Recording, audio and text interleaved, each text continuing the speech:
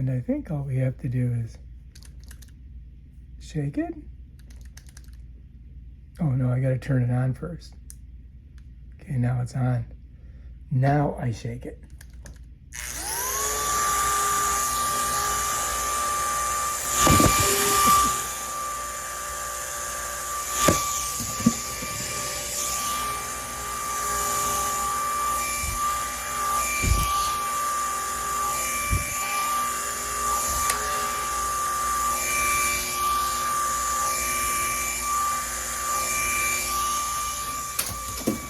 A bit like this. Oops. I picked it up wrong. Oh, here we go.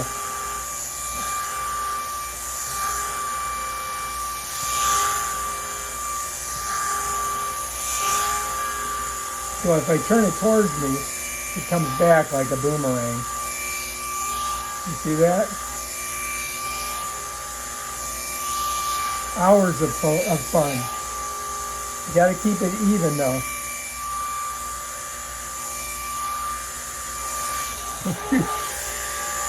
And then turn it over. And that's how you turn it off. All right, so yeah, that thing's a blast.